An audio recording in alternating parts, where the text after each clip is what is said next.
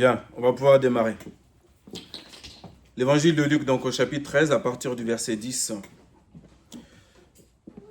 Éternel notre Dieu, merci pour ton Esprit Saint. Amen. Qui va nous donner, Seigneur, ce que tu as prévu. Tu sais pourquoi tu voulais donner cette parole ce matin. Je te prie que cette parole pénètre nos esprits, notre cœur, surtout notre cœur, et qu'elle produise ce pourquoi tu l'as envoyé ce matin. Car ta parole est vivante et opérante. Elle est précise. Elle révèle les secrets des cœurs. Une épée à double tranchant. Merci, Père, pour ton Esprit Saint. À toi soit la gloire. Au nom de Jésus. Amen. Amen. Alléluia. Or, il enseignait dans l'une des synagogues en un jour de sabbat. Celui qui enseigne, c'est Jésus. Et voici, il y avait là une femme ayant un esprit d'infirmité depuis 18 ans. Et elle était courbée et ne pouvait nullement se redresser.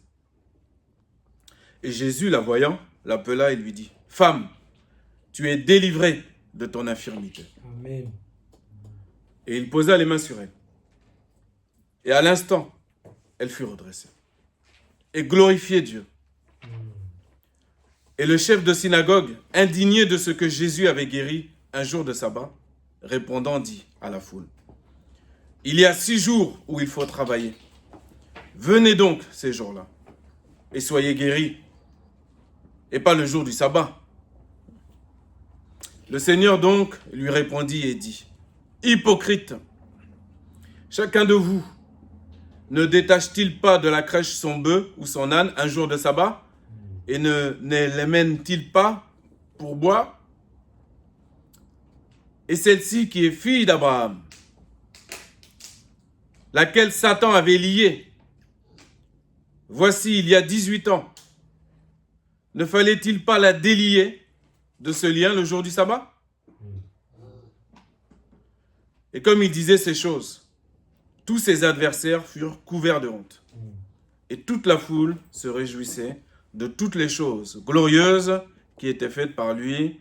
Amen. Amen. Alléluia. Gloire à toi, Seigneur Jésus. Merveilleux. Merveilleux. Merveilleux. Donc Jésus, le peuple reconnaît que là il y a un maître, il y a un rabbin. Donc on peut lui donner accès à la synagogue.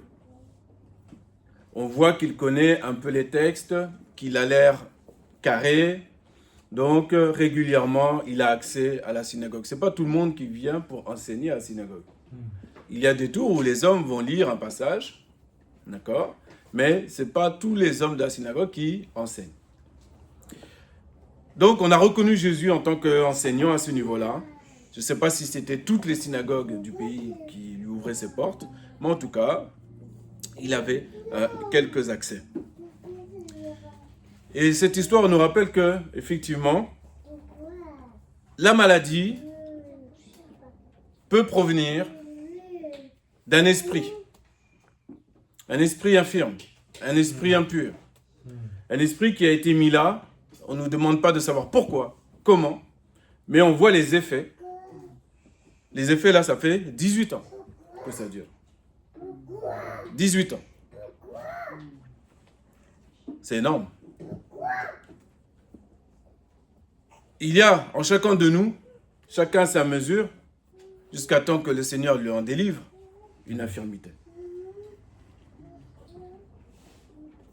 Quand Jésus a appelé la femme pour la délivrer de son infirmité, elle n'a pas dit « moi tout va bien, je ne suis pas infirme, c'est rien, c'est juste un lumbago.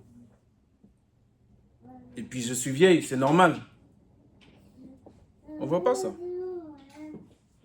Elle n'a pas besoin de dire quoi que ce soit, elle reconnaît. Elle se laisse délivrer, elle attend que ça.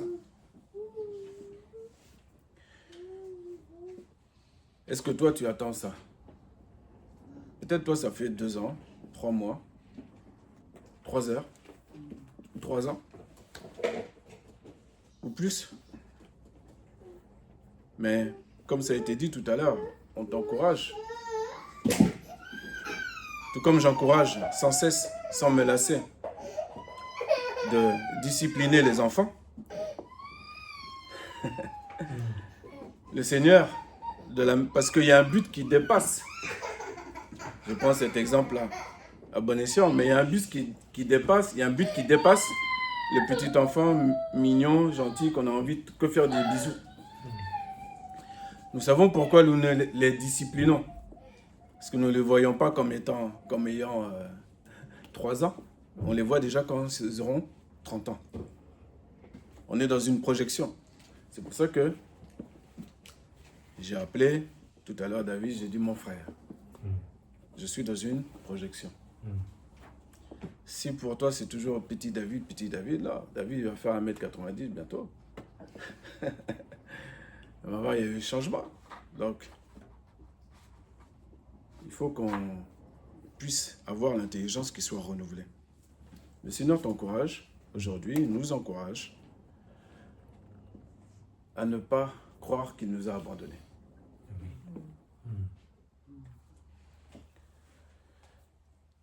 Et j'encourage aussi le petit là qui est là à comprendre aussi la discipline. Tu peux lui enlever le livre. Merci. Voilà. L'idée, ce n'est pas... Comprenez que la manière dont Dieu agit, ce n'est pas qu'il veut que tout soit au carré, parfait, au millimètre près dans la salle. Ça n'arrivera jamais. Ce qu'il regarde, c'est qu'est-ce qu'on fait. Comment tu gères. Est-ce que tu laisses couler? Même si tu rentres du travail chez toi, tard le soir, eh bien, que tu es fatigué, s'il y a quelque chose qui ne va pas, qui n'est pas normal chez toi, ne va pas te coucher, règle la chose. Règle la chose. Ne te laisse pas avoir par la fatigue. Et la fatigue, là on parle d'un esprit d'infirmité, hein. C'est quelque chose de lourd. La personne et toi-même, tu as essayé de t'en débarrasser. C'est logique. Pharmacie, prière, plusieurs moyens ont été utilisés. Enseignement, prédication, etc. Et tu vois, c'est toujours là. Il n'y a toujours pas de délivrance. Donc, tu es peut-être à un fil de désespérer, d'abandonner. Un fil. Tu es peut-être à un fil d'avoir des pensées que jamais tu te serais dit qu'elles pourraient venir habiter chez toi. Le genre de pensée qui te dit, bon, finalement, ça ne sert plus à rien. Ça ne sert à rien du tout. Et au bout du bout, est-ce que Dieu existe vraiment? Ça, c'est la finalité du diable, là. C'est ça qui attend derrière. Puisque je ne vois rien, tout ce que je vois, je le vis à travers YouTube, à travers des réunions à gauche, des réunions là-bas, mais moi, il n'y a rien.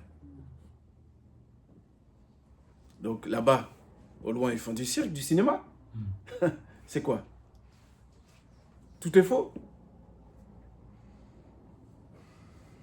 Et attention, on est en train d'ouvrir une petite brèche en nous, dans notre foi. Faire très attention.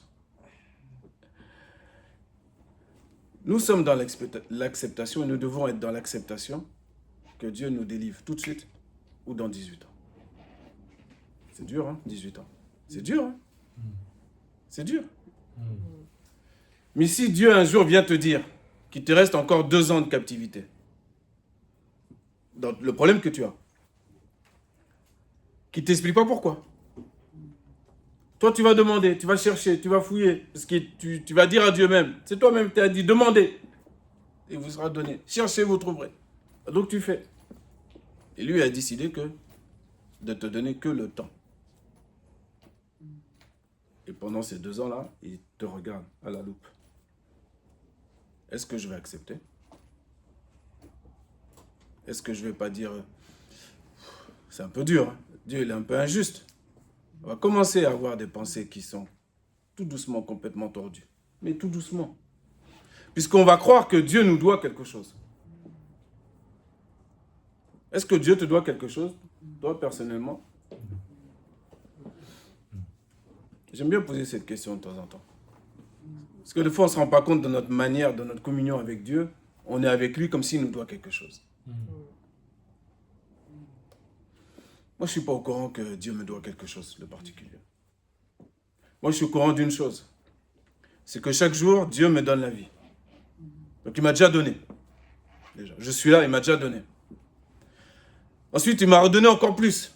Il m'a donné la vie éternelle en Jésus-Christ. Amen. Ensuite, il m'a donné sa parole. Pour que je tienne dans ce monde. Parce que sans sa parole, je ne peux pas tenir dans ce monde. Même si je connais des chants par cœur, je connais 2-3 choses, 2-3 machins. T'inquiète pas, tu ne vas pas tenir. Si la parole n'est pas en toi, c'est-à-dire en connaissance, bien sûr, mais aussi donc en pratique, c'est la pratique qui scelle la chose. Tu ne vas pas tenir dans ce monde. Tu ne vas pas tenir. Tu ne vas pas tenir longtemps. Tu vas commencer à parler comme les gens du dehors, à penser comme les gens du dehors. Et sans t'en rendre compte, tu vas faire des équations. Si Dieu me délivre là, pas là, ça veut dire que ceci, ça veut dire que cela. Ben, tu ne sais même pas comment le monde a été créé, et tu vas chercher à expliquer pourquoi Dieu ne t'exauce pas tout de suite. Non. Dieu a un plan. Et dans ce plan-là, premièrement, il veut qu'on comprenne qu'il est souverain, que c'est lui le patron, c'est lui qui commande, et quand il a fixé, boum, il te délivre. Et il ne va pas te délivrer un petit peu. Non, il va te délivrer au-delà de tes espérances. Parce qu'il y a même des choses pour lesquelles tu n'as même pas prié que lui va te donner. Parce qu'on ne sait pas du tout, en vérité, quel que soit notre âge, on ne sait pas du tout ce qui est bon pour nous de manière complète. On ne sait pas du tout ce dont nous avons besoin de manière complète. Il ne faut pas rêver. Ce que j'ai besoin, c'est d'être comme Marie au pied du Seigneur. D'être le plus souvent avec lui. De le connaître de plus en plus. Mais en vérité, ce qui se passe, c'est que la plupart connaissent Dieu ou Jésus de loin. Et donc, il y a des effets à ça. Il faut se rapprocher. Il faut se rapprocher. Et même quand tu es proche, ce que tu ne comprends pas, tu as le droit de demander à Dieu de comprendre. Mais tu es surtout en droit d'accepter qu'il te fait comprendre quand il veut, comment il veut, de la manière qu'il veut. Parce que tu as compris qu'il t'aime d'un amour qui est tellement immense que de toute façon, la manière dont il agit, dont il opère, c'est la meilleure manière. C'est la meilleure. Moi, je ne comprends pas. Des fois, tu vois sur Internet, sur YouTube, pour guérir de telles choses, il faut faire telle prière. L'autre, il faut faire ceci, il faut faire cela. Esprit de ceci, esprit de cela, esprit de cela. Il voit l'esprit partout. Bien sûr qu'il y a le monde spirituel. Mais c'est parce que Jésus nous a enseigné et nous a commandé d'enseigner. Premièrement, il nous a demandé d'enseigner quoi? Le royaume des cieux. Il nous a enseigné le disciple-là, être disciple. Il nous a enseigné de devenir, d'aspirer à devenir, donc à nous laisser transformer. Pas d'aspirer de connaître en surface les choses. Non. Ça prend le temps que ça doit prendre. Déjà, ça prend du temps. Ça prend quelques années en chacun des êtres humains, de se te laisser transformer. Donc le diable envoie des dispersions. Tu es courbé, comme c'est écrit, l'histoire est là. Hein. Tu es courbé, donc tu as un esprit d'infirmité, il faut qu'on fasse telle chose. On va commander. Et puis, voilà, allez, redresse-toi. On va forcer un peu la vieille dame. Ah, crac, ça a craqué, c'est normal. Ça va aller, demain. On va forcer le miracle. On va devenir fou. Quand je dis ça, je n'annule pas du tout la puissance de Dieu. Je n'annule pas du tout le miracle de Dieu. Mais je remets Dieu à la place qu'il doit être. La seule et unique place. Tout en haut. Moi, quand je lis cette histoire, je ne me pose pas de question pourquoi la femme, pourquoi ça a duré 18 ans. Hein. Je ne suis pas intéressé par ça. Ça, c'est de la dispersion. 18 ans, c'est une information. Mais ce que je vois en tout cas, c'est que peu importe le temps, quand Dieu a fixé le jour, l'heure, la seconde, il délivre. Et c'est ce qui s'est passé.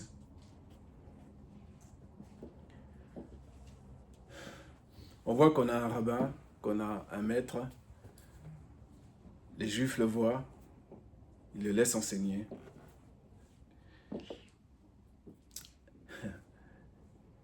Mais il y a un problème. Il a quand même un problème, ce monsieur. On a l'impression qu'il ne respecte pas le sabbat. Il y a des choses qu'on ne doit pas faire, le sabbat. Vous savez, il y a le commandement initial et il y a ce que l'homme a rajouté. Le Talmud et compagnie. Pour flatter la chair. Donc, ce qui signifie que, là, en un instant, nous voyons et Jésus leur montre, et nous, on ne doit pas être de cela, leur montre la compréhension pleine du sabbat. Et ce que je souhaite aujourd'hui, pour vous, pour moi, c'est que prophétiquement, selon son grand amour, prophétiquement, cette parole s'applique dans chaque maison.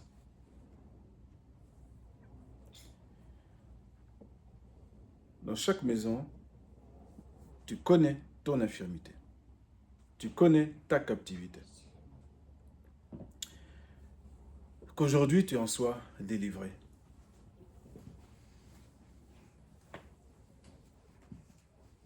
Et si Dieu ne te délivre pas, ne le rend pas coupable. Il sait pourquoi. Il sait pourquoi. Il sait pourquoi. Continue de prier. Continue d'intercéder. La fervente supplication du juste est d'une grande efficacité. Ce verset-là, on le connaît, on va le chercher, on va le prier. Et on peut oublier qu'il n'y a pas de notion de temps. C'est une notion de foi. Jusqu'à quand je vais croire ce verset-là? Jusqu'à quand je vais le mettre en pratique? Est-ce que je suis fervent dans la prière ou je suis religieux dans la prière? Les pharisiens allaient à la synagogue de manière religieuse. Ils allaient, ils pointaient, et puis ils connaissaient les versets, ils connaissaient les... Tout n'était pas mauvais, mais ils connaissaient en surface. Ils n'ont aucune connaissance de ce que signifie véritablement le sabbat, qui est pour l'homme. Une double mesure réservée spirituellement pour l'homme. C'est à bon escient, c'est exprès que Jésus faisait beaucoup de miracles ce jour-là. Non seulement, Jésus ne s'arrête jamais juste au miracle, il y a l'enseignement toujours. Toujours l'enseignement.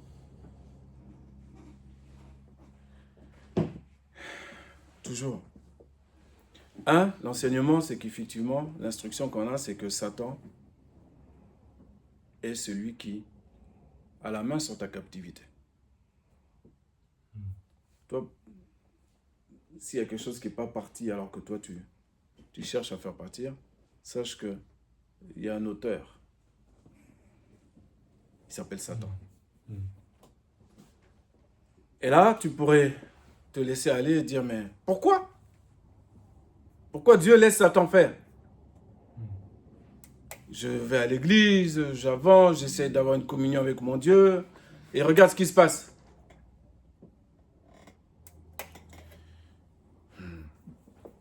Approche-toi de Dieu.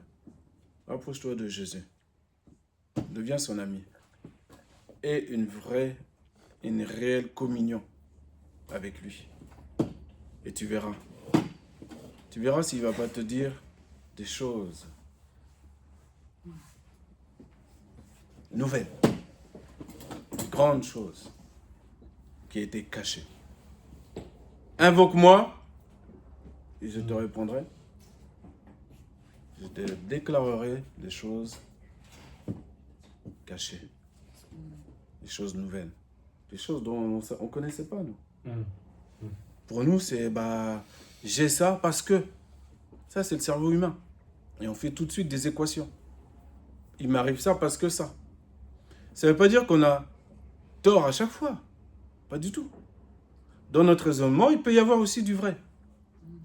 Mais on n'a pas 100% de la vérité, jamais. Laisse toujours une part à Dieu de t'expliquer le pourquoi du comment. Laisse une part à Dieu. Nous sommes dans un corps fini. Et on fait face à l'infini.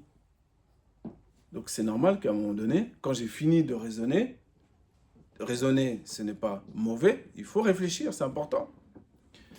Mais je dois savoir que j'ai une limite à ma réflexion. Et donc pour aller plus loin, j'ai besoin que Dieu me révèle les choses. Et je lui demande sa grâce. Soit il me révèle, soit je continue de prier, d'intercéder. Et puis un jour, Jésus vient me visiter. Et me dit, femme, tu es délivrée. Homme, tu es délivré de ton infirmité.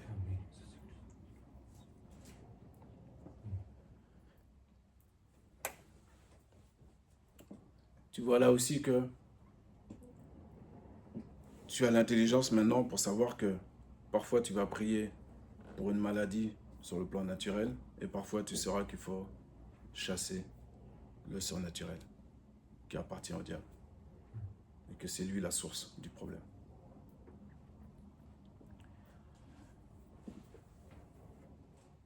Vois-tu la valeur de cette femme? C'est ta valeur que Jésus est en train de relever là. Il dit aux pharisiens hypocrites au verset 15, « Hypocrite, chacun de vous ne détache-t-il pas de la crèche son bœuf ou son âne le jour de sabbat et ne les mène-t-il pas boire ?» Tu as plus de valeur qu'un bœuf. Tu as plus de valeur qu'un âne. Tu as de la valeur. Si tu as compris, tu as déjà oublié le bœuf et l'âne. Tu les as déjà oubliés. Et tu restes avec ce cadeau-là de savoir que, waouh, j'ai de la valeur. C'est pas parce que ça fait 18 ans que je suis infirme que j'ai plus de valeur.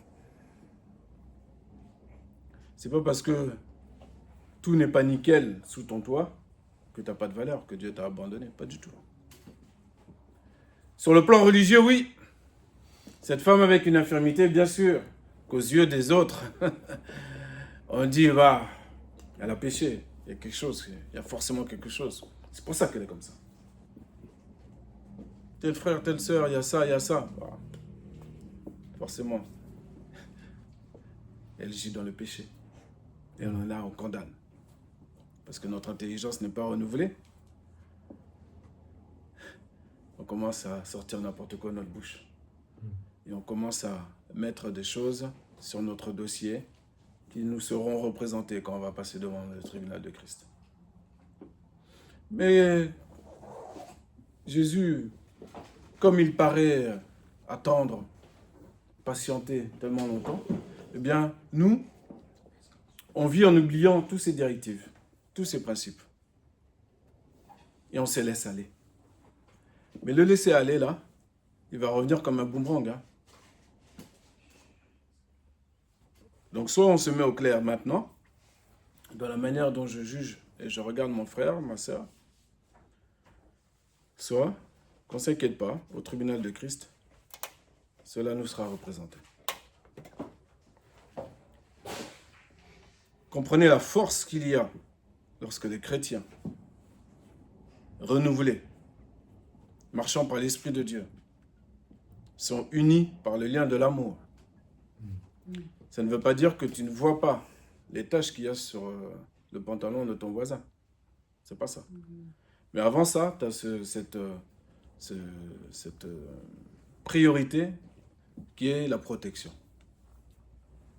Tel Jésus. Tout le monde veut que Jésus soit son berger. Pourquoi? Parce que Jésus il nourrit, il garde, il protège, il console, etc. Et nous, on n'est pas amené à le faire. Nous, on ne serait pas amené à le faire. Non, on est amené à le faire. Tu as de la valeur, ton frère a de la valeur, ta soeur a de la valeur. Et en un jour comme aujourd'hui, j'aimerais que, et c'est ma prière à Dieu, que le verset 17 soit accompli aussi chez nous. Et comme il disait ces choses, tous ses adversaires furent couverts de honte. Là, moi, je parle pour nous des adversaires spirituels, que tes yeux physiques ne voient pas, et qui pensent t'avoir complètement terrassé. Qui se disent, lui, c'est bon. Encore 2 jours, il est foutu. Encore 2 jours, on va le retrouver au temple hindou là-bas, ou à la mosquée là-bas, ou je ne sais où là-bas. On va le judaïser, ou je ne sais pas. Allez, encore un peu de temps, c'est bon. Il va lâcher l'affaire, sa foi va partir. Il va croire que l'évangile, c'est une farce. Encore un peu de temps. Ces ennemis-là, ils ont une haine contre nous que tu ne peux même pas imaginer. Mais celui qui est en toi, il est plus grand que celui qui est dans le monde. Mais comment ça a un effet en moi si je n'y crois pas? La parole de Dieu a un effet en moi seulement si j'y crois. Pas parce que je répète un verset. C'est seulement si j'y crois que cette parole devient vivante en moi. Sinon, ce n'est que de la récitation. C'est pour ça que plusieurs ont demandé à Jésus, Seigneur, viens en aide à mon incrédulité. Ils se sont humiliés. Ils ont reconnu que, oui, c'est vrai que ça, pour ça, tu dois reconnaître que c'est vrai que finalement, j'ai pas vraiment la foi comme je pensais. Aide-moi, Seigneur. Aide-moi. Aide-moi. Et toute la foule se réjouissait de toutes les choses glorieuses qui étaient faites par lui. C'est ça qui doit se produire chez nous aussi. Lorsque les miracles arrivent dans une maison, dans un foyer de l'église, la joie. C'est la joie qui doit être dans ton cœur. C'est pas la jalousie. C'est la joie. Mais ton ennemi, lui, veut mettre des graines de jalousie. Et moi, et moi, et moi.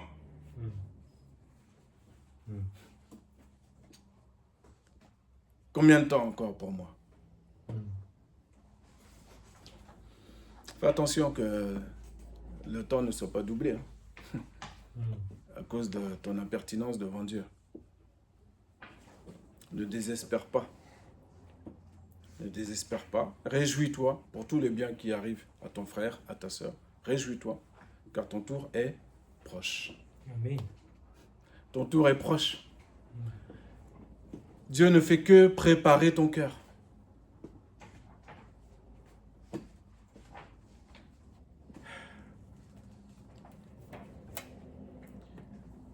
Voici la prophétie du jour.